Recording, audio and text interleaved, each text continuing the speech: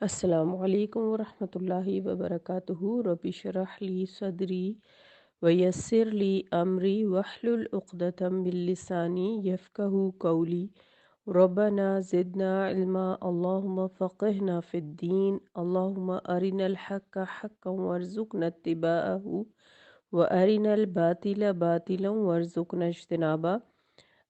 ہماری سورۃ الانفال الحمدللہ مکمل ہو چکی ہے اور آج ہم سورۃ التوبہ شروع کریں گے۔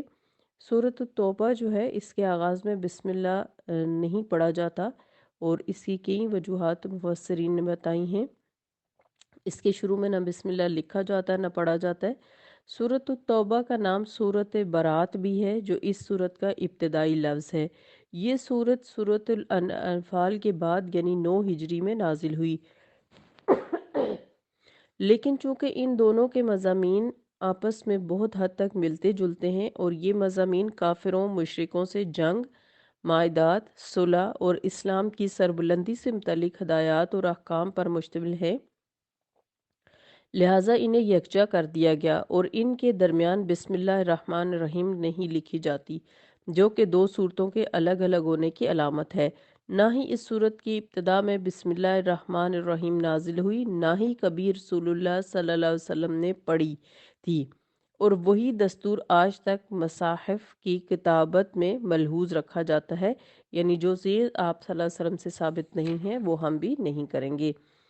تو ہم شروع کرتے ہیں۔ اعوذ باللہ من الشیطان الرجیم، آیت نمبر 1، براءۃ من اللہ ورسولہ الی الذین عاہدتم من المشرکین، جن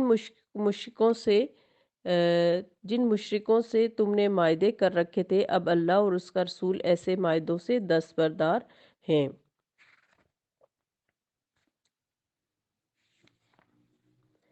مشرکین سے اعلان برات۔ رمضان 8 ہجری میں مکہ فتح ہو گیا تو مسلمانوں پر سے وہ پابندیاں خود بخود اٹھ گئیں جو مشرکین مکہ نے مسلمانوں کے بیت اللہ شریف میں داخلے، عبادات، طواف اور حج اور عمرہ پر لگا رکھی تھیں۔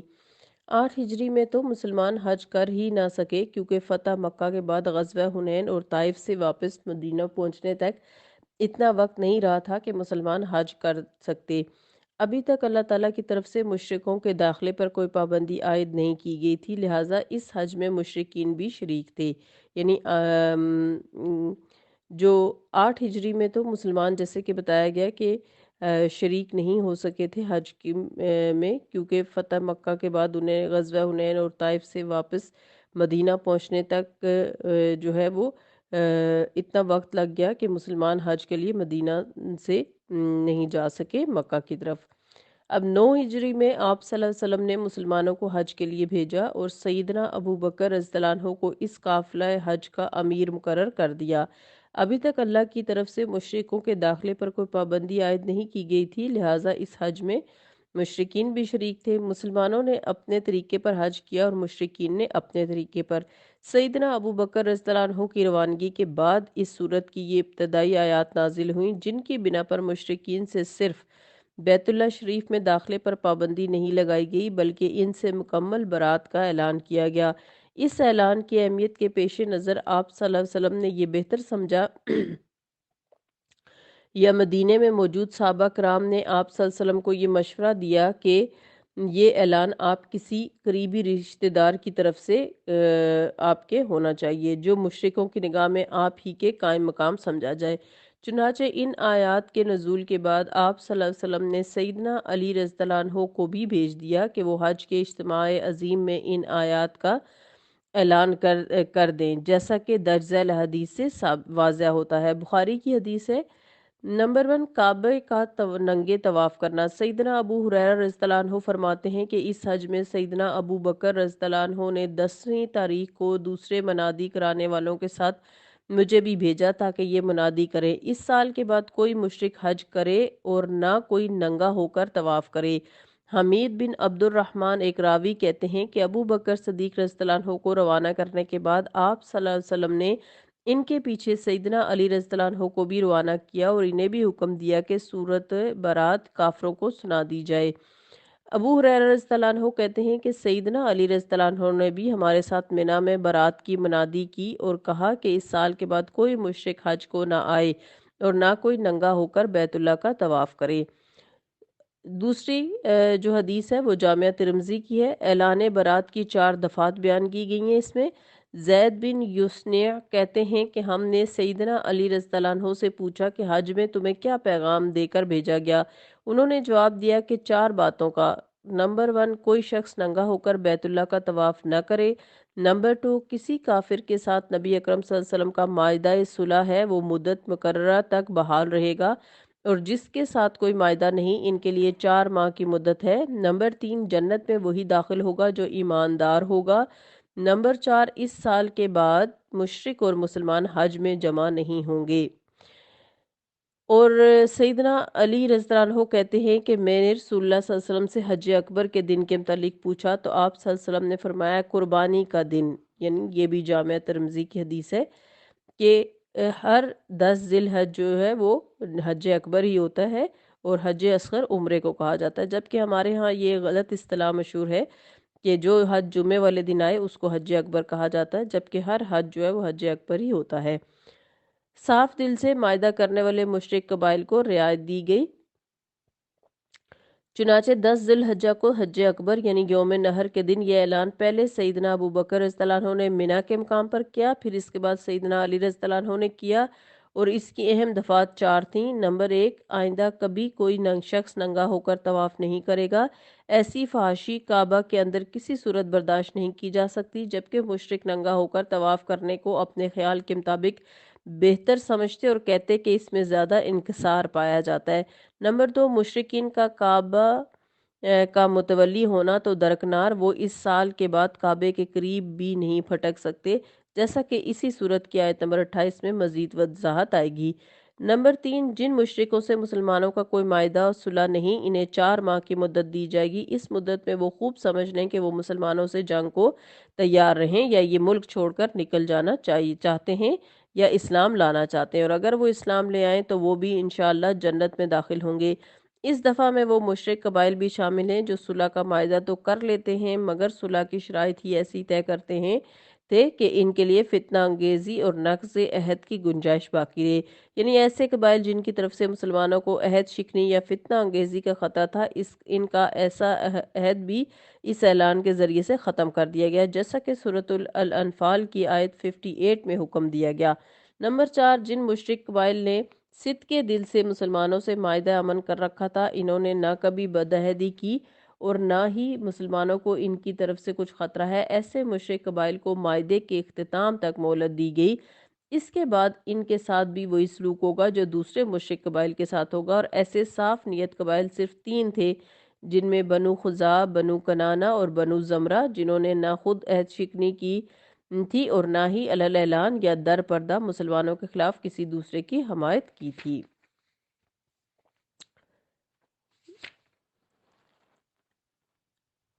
آیت نمبر 2، فَسِیحُوا فِی الْأَرْضِ أَرْبَعَةَ أَشْہُرٍ وَاعْلَمُوا أَنَّکُمْ غَیْرُ مُعْجِزِی اللَّہِ وَأَنَّ اللَّهَ مُخْزِی الْکَافِرِینَ، اور اے مشرکو تم زمین میں 4 ماہ چل پھر لو اور یہ جان لو کہ تم اللہ کو عاجز نہیں کر سکتے، اور یقیناً اللہ کافروں کو رسوا کرنے والا ہے۔ آیت نمبر 3، چونکہ آیت نمبر 2 کی تفسیر ہم پہلی آیت کے ساتھ ہی پڑھ چکے ہیں۔ آیت نمبر 3، وَأَذَانٌ مِّنَ اللَّهِ وَرَسُولِهِ إِلَى النَّاسِ يَوْمَ الْحَجِّ الْأَكْبَرِ أَنَّ اللَّهَ بَرِيءٌ مِّنَ الْمُشْرِكِينَ وَرَسُولُهُ فَإِن تُبْتُمْ فَهُوَ خَيْرٌ لَّكُمْ وَإِن تَوَلَّيْتُمْ فَاعْلَمُوا أَنَّكُمْ غَيْرُ مُعْجِزِي اللَّهِ وَبَشِّرِ الَّذِينَ كَفَرُوا بِعَذَابٍ أَلِيمٍ۔ یہ اللہ اور اس کے رسول صلی اللہ علیہ وسلم کی طرف سے حج اکبر کے دن تمام لوگوں کے لیے اعلان کیا جاتا ہے، اللہ اور اس کا رسول صلی اللہ علیہ وسلم مشرکوں سے بری الذمہ ہے، لہٰذا اگر تم توبہ کر لو تو تمہارے حق میں بہتر ہے، اور اگر تم اعراض کرو تو خوب جان لو کہ تم اللہ کو عاجز نہیں کر سکتے، اور اے نبی صلی اللہ علیہ وسلم ان کافروں کو دردناک عذاب کی خوشخبری دے دیجئے۔ شرک اور مشرکوں سے جزیرۃ العرب کی تطہیر، یعنی جزیرۃ العرب کو پاک کرنا، یعنی اللہ تعالیٰ کو مشرکین سے جزیرۃ العرب کی تطہیر مطلوب ہے، اور تمہاری کوئی بھی کوشش اللہ کے اس ارادے میں رکاوٹ نہیں بن سکتی۔ گویا اس اعلان سے صرف بیت اللہ ہی کو مشرک کی نجاست سے بچانا مقصود نہیں تھا، بلکہ پورے جزیرہ عرب کو ان ناپاک مشرکوں سے پاک کرنا مقصود تھا۔ تو یعنی اللہ تعالیٰ نے جب یہ اعلان کروایا، نبی صلی اللہ علیہ وسلم کو وحی بھیجی، اور نبی صلی اللہ علیہ وسلم نے ابو بکر صدیق کے پیچھے علی رضی اللہ عنہ کو بھیج کر یہ فرمایا کہ خانہ کعبہ میں آج کے بعد مشرک داخل نہیں ہو سکیں گے، یعنی خانہ کعبہ کو مشرکوں سے پاک قرار دے دیا گیا۔ آیت نمبر 4، إِلَّا الَّذِينَ عَاهَدتُّم مِّنَ الْمُشْرِكِينَ ثُمَّ لَمْ يَنْكُثُوكُمْ شَيْئًا وَلَمْ يُظَاهِرُوا عَلَيْكُمْ أَحَدًا فَأَتِمُّوا إِلَيْهِمْ عَهْدَهُمْ إِلَى مُدَّتِهِمْ إِنَّ اللَّهَ يُحِبُّ الْمُتَّقِينَ۔ ہاں، جن مشرکوں سے تم نے معاہدہ کیا ہو، پھر انہوں نے اسے پورا کرنے میں کوئی کمی نہ کی ہو اور نہ ہی تمہارے خلاف کسی کی مدد کی ہو، تو ان کے ساتھ اس عہد کو معینہ مدت تک پورا کرو، کیونکہ اللہ تعالیٰ پرہیزگاروں کو پسند کرتا ہے۔ تو یہاں پر حرمت والے مہینوں سے مراد 10 ذی الحجہ 9 ہجری سے لے کر 10 ربیع الثانی 10 ہجری تک 4 ماہ کی مدت ہے، جو مشرکوں کو سوچ و بچار کے لیے دی گئی تھی۔ یہاں حرمت والے مہینے سے مراد ذی القعدہ، ذی الحجہ، محرم اور رجب نہیں ہے، جو دور جاہلیت میں حرمت والے مہینے سمجھے جاتے تھے، اور اسلام نے بھی انہی حرمتوں کو بحال رکھا ہے۔ مشرکوں سے جنگ نہ کرنے کی شرائط بھی یہاں پر بتا دی گئی ہیں، جیسے کہ اگلی آیت میں آتا ہے، آیت نمبر 5 کے اندر فرمایا گیا فَإِذَا انْسَلَخَ الْأَشْهُرُ الْحُرُمُ فَاقْتُلُوا الْمُشْرِكِينَ حَيْثُ وَجَدتُّمُوهُمْ وَخُذُوهُمْ وَاحْصُرُوهُمْ وَاقْعُدُوا لَهُمْ كُلَّ مَرْصَدٍ فَإِنْ تَابُوا وَأَقَامُوا الصَّلَاةَ وَآتَوُا الزَّكَاةَ فَخَلُّوا سَبِيلَهُمْ إِنَّ اللَّهَ غَفُورٌ رَحِيمٌ۔ پھر جب یہ حرمت والے 4 مہینے گزر جائیں تو مشرکوں کو جہاں پاؤ قتل کرو، انہیں پکڑو، ان کا محاصرہ کرو اور ان کی طاق میں ہر گھات کی جگہ بیٹھو۔ پھر اگر وہ توبہ کر لیں، نماز قائم کریں اور زکوٰۃ ادا کرنے لگیں تو ان کی راہ چھوڑ دو، کیونکہ اللہ درگزر کرنے والا اور رحم فرمانے والا ہے۔ تو جیسے کہ ہم نے پڑھا کہ حرمت والے مہینوں سے مراد 10 ذی الحجہ 9 ہجری سے لے کر 10 ربیع الثانی 10 ہجری تک 4 ماہ کی مدت ہے۔ تو مشرکوں سے جنگ نہ کرنے کی شرائط بھی ان آیات میں بتا دی گئیں۔ عبداللہ بن عمر رضی اللہ عنہما کہتے ہیں کہ آپ صلی اللہ علیہ وسلم نے فرمایا کہ مجھے حکم دیا گیا ہے کہ میں اس وقت تک لوگوں سے جنگ کروں جب تک وہ لا الہ الا اللہ محمد رسول اللہ کی گواہی نہ دیں اور نماز قائم کریں اور زکوٰۃ ادا کریں۔ پھر جب وہ یہ کام کریں تو انہوں نے مجھ سے اپنی جانیں اور اپنے مال محفوظ کر لیے سوائے اسلام کے حق کے، اور ان کا اس حساب اللہ کے ذمہ ہے۔ یہ صحیح بخاری کی حدیث ہے۔ یعنی ان مشرکوں کو محض اسلام لانے کا اعلان یا توبہ کرنا ہی کافی نہیں، بلکہ انہیں اپنے دعوے کو درست ثابت کرنے کے لیے نماز کا قیام اور زکوٰۃ کی ادائیگی بھی ضروری ہے، اور اگر کوئی مشرک ظاہری طور پر یہ تینوں شرائط پوری کر دے تو اس سے تعرض نہیں کیا جائے گا، خواہ اس کی نیت میں فطور بدستور موجود ہو، اور اگر ایسی صورت ہو تو اللہ دنیا میں بھی اور آخرت میں بھی ایسے لوگوں سے نپٹ لے گا۔ اس آیت سے یہ اصول نکالا گیا ہے کہ کوئی مسلمان، خواہ وہ موروثی مسلمان ہو یا نو مسلم ہو، اگر وہ نماز قائم کرتا ہے اور زکوٰۃ ادا کرتا ہے تو ایک اسلامی حکومت میں اسے حقوق شریعت مل سکتے ہیں، اور اگر نہیں کرتا تو اسے مسلمانوں جیسے حقوق نہیں ملیں گے۔ پھر اسی میں یعنی یہ بات بھی پتہ چلتی ہے کہ مرتدین اور بالفعل زکوٰۃ نہ دینے والوں سے سیدنا ابو بکر رضی اللہ عنہ نے جہاد کیا۔ دور نبوی میں اس اعلان کے بعد مشرکوں نے صرف تیسری راہ اختیار کی، یعنی وہ اسلام لے آئے۔ البتہ آپ صلی اللہ علیہ وسلم کی وفات کے بعد پھر ایسے مشرکوں نے سر اٹھایا، کچھ تو سرے سے اسلام سے ہی مرتد ہو گئے اور کچھ ایسے تھے جنہوں نے زکوٰۃ دینے سے انکار کر دیا تھا۔ سیدنا ابو بکر رضی اللہ عنہ نے ایسے لوگوں کے بارے میں جنگ کرنے سے متعلق مجلس شورا طلب کی اور ایسے نازک حالات میں ان مانعین زکوٰۃ کے خلاف جہاد کرنے کے متعلق مشورہ کیا۔ اس مجلس میں اکثر صحابہ نے حالات کی نزاکت کے پیش نظر ان سے فی الحال تعرض نہ کرنے کا مشورہ دیا، اور بعض نے یہ کہا کہ آپ ایسے لوگوں سے کیسے جنگ کر سکتے ہیں جو کلمہ شہادت پڑھ کر اسلام میں داخل ہو چکے ہیں۔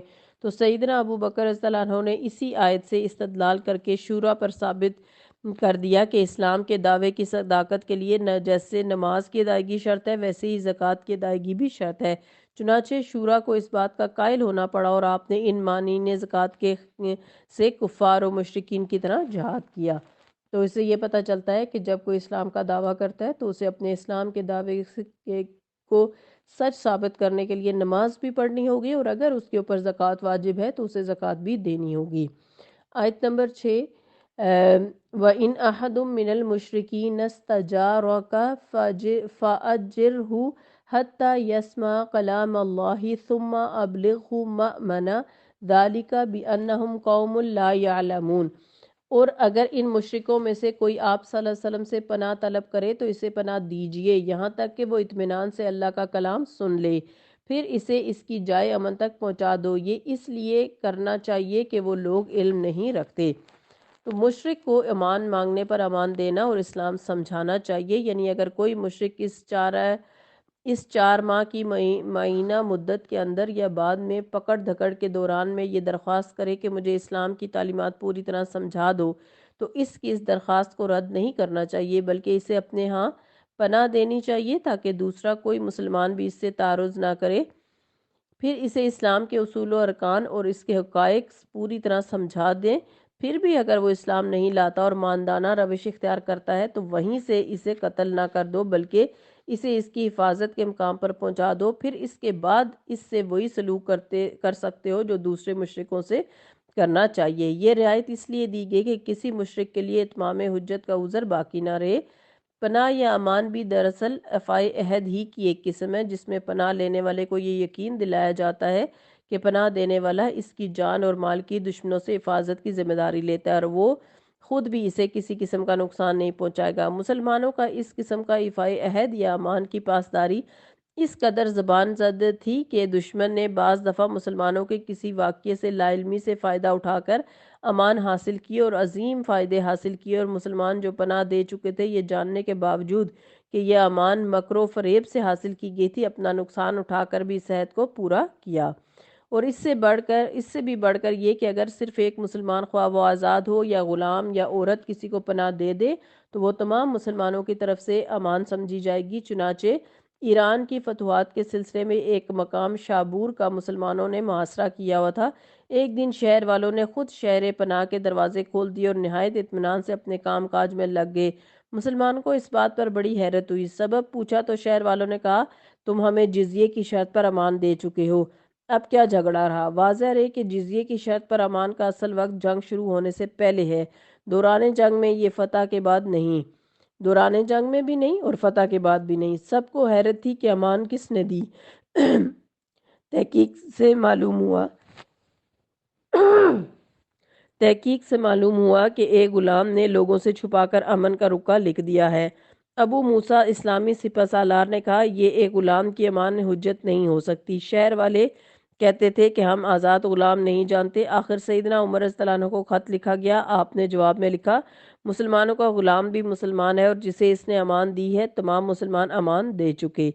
یہ یعنی الفاروق 231 جو روایت ہے اس میں لکھا ہوا ہے۔ اور عورت کو امان کے سلسلے میں درج ذیل حدیث سے ملاحظہ فرمائیے، یعنی عورت کی جو امان ہے۔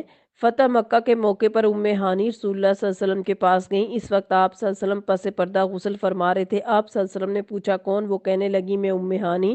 پھر ام ہانی نے عرض کیا اے اللہ کے رسول، میری ماں کے لڑکے علی رضی اللہ عنہ یہ کہتے ہیں کہ وہ حبیرہ ام ہانی کے خامد کے لڑکے کو قتل کر دیں گے جبکہ میں اسے پناہ دے چکی ہوں۔ آپ صلی اللہ علیہ وسلم نے فرمایا ام ہانی جسے تم نے پناہ دی ہم نے بھی اسے پناہ دی۔ یہ صحیح بخاری کی حدیث ہے۔ تو مسلمانوں کی اس راست بازی اور ایفائے عہد کی بنا پر دشمن دھوکہ دے کر بھی امان حاصل کر لیتے تھے۔ چنانچہ عراق و ایران کی شکست جنگوں میں خارق کے مقام پر سیدنا ابو عبیدہ بن جراح اور ایرانیوں کے سپہ سالار جاپان کی افواج کا مقابلہ ہوا۔ جاپان شکست کھا کر گرفتار ہو گیا مگر مجاہد نے اسے گرفتار کیا تھا اور وہ اسے پہچانتا نہیں تھا۔ جاپان نے اس کی لا علمی سے فائدہ اٹھاتے ہوئے اپنے عوض 2 نوجوان غلام دینے کا وعدہ کر کے امان لے لی۔ اتنے میں کسی دوسرے نے اسے پہچان لیا اور پکڑ کر ابو عبیدہ رضی اللہ عنہ کے پاس لے گئے۔ سیدنا ابو عبیدہ رضی اللہ عنہ نے یہ صورتحال دیکھ کر فرمایا اگرچہ ایسے دشمن کو چھوڑ دینا ہمارے حق میں بہت مضر ثابت ہوگا، مگر ایک مسلمان اسے پناہ دے چکا ہے، اس لیے بدعہدی جائز نہیں، چنانچہ اس امان کی بنا پر اسے چھوڑ دیا گیا۔ یہ بھی تاریخ اسلام حمید الدین 132 روایت میں لکھا ہوا ہے۔